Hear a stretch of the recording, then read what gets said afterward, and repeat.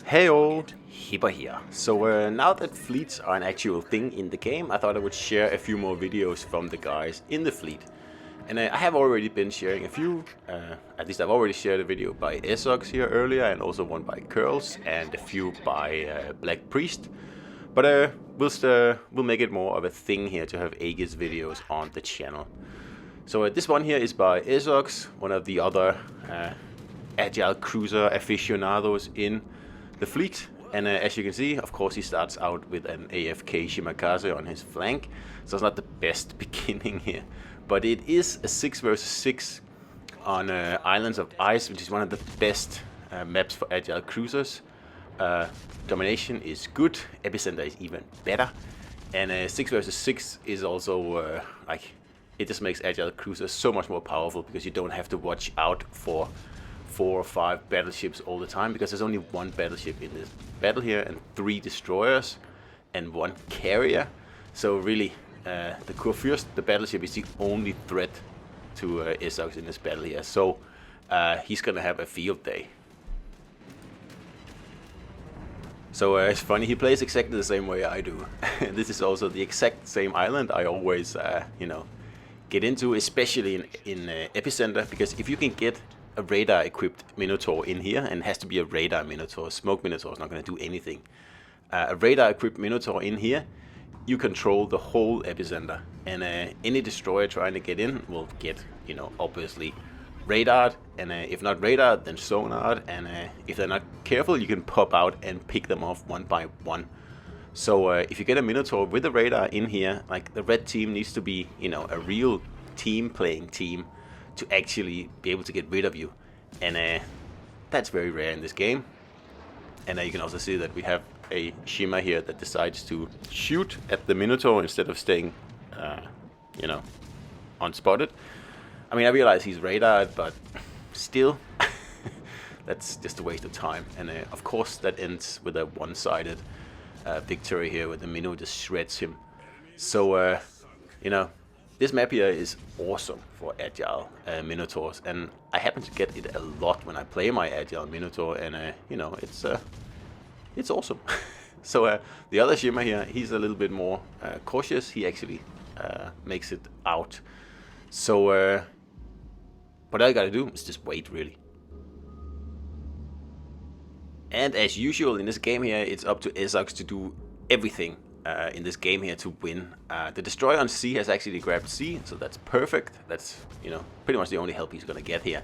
But he's grabbed B, and now he's moving over towards A to secure that flank, because we don't want a destroyer over there on its own, especially since the carrier is easily within, Shimakaze torp range here.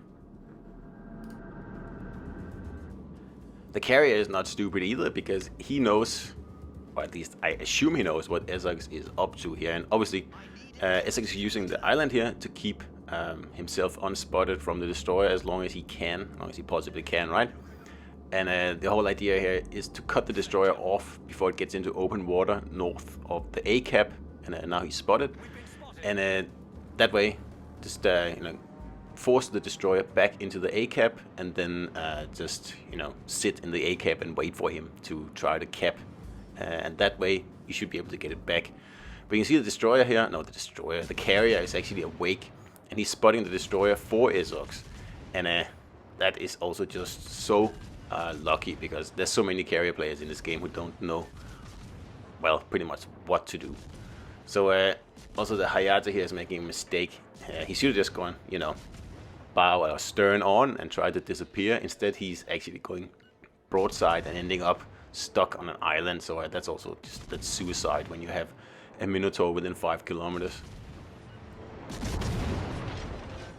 So that's kill number 2. But even more importantly, you can see that the red team is just positioned awfully, like terrible. The 3 ships are in one little spot, pretty much in the middle of the bottom of the map. They're not in any position to threaten anyone, and they don't have any caps. Well, they have an A cap, but that's because someone actually knew how to play, but that guy's dead now. So like, this Kurfürst here is probably one of the most useless Kurfürsts I've ever seen. And I think it's because in these smaller battles here, people just panic because they used to have lots of ships around, and you know, like the fire gets spread out more across the team, you know, unless you are CC. So many people in these smaller battles here, they just get overwhelmed because as soon as they get spotted, well, someone's going to shoot at them, and it's not going to be as overwhelming as it is in 9 versus 9. So sometimes I do wonder what people actually think, but I wondered that a lot in this game. So yeah. So anyway, there's a Shima out there, and also, what is he doing? Like, he is pretty much just in front of the battleship, so there's really no spotting advantage of having the Shima in the game, and he's not capping. And yeah, I suppose that he thinks he's protecting the carrier or something like that, but yeah, that's just really bad play. And the Kurfürst is not even aware of the Minotaur, because a Minotaur at less than 12 kilometers, I mean, that's a pretty inviting target, but he's not even trying to align his guns. He's doing it now, but that's like nearly a full minute after the Shima has been taking incoming fire, and that's just too late. So if you play legendary battleships like this, please don't play. So the reason that I like the Minotaur and is my favorite ship in the game is that it's just so versatile. You can see here Esox get a clear sky as well, and that's kill number 3 there. And like I said, other than armor, Minotaur has it all, and it is a squishy ship, yes, and that's why most players choose to play it with smoke. But I think that a smoke Minotaur is not the best team support ship out there. I think a radar is much better. And sure, with smoke you can probably do more damage on average, but it's not as fun. That's one thing. And secondly, yeah, I just don't feel I'm helping as much. So here we just use the rudder to try to avoid torps. Did get one, but that's just the carrier torps. That's not really a problem. So it's very lucky this Kurfürst there. He doesn't eat a lot of torpedoes there. He does eat some, but not as many as he could have, because he's clearly not aware of what's going on. There was another 12,000 hit there, so 3 in all out of a whole broadside torpedoes. That's very, very lucky. And he's also shooting high explosives, it looks like.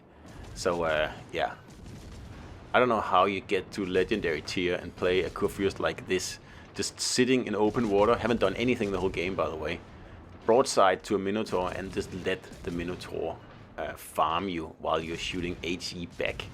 It's pretty much the worst play you can possibly do in a battleship. And I wouldn't blame anyone for hate mailing a guy like this, because this just does not belong at legendary tier. It doesn't belong anywhere in the game, but I mean, at legendary tier you should know better. And if you play like this, well, you really should be kicked, in my opinion.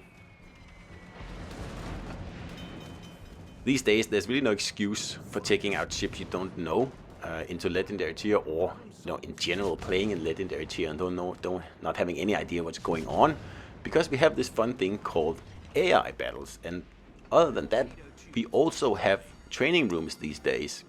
So there's nothing stopping you from setting out a training room and playing some battles, either with friends or with randoms, to figure out how the ship works, how do you hit stuff, and you know, how do you cap, like, stuff like that.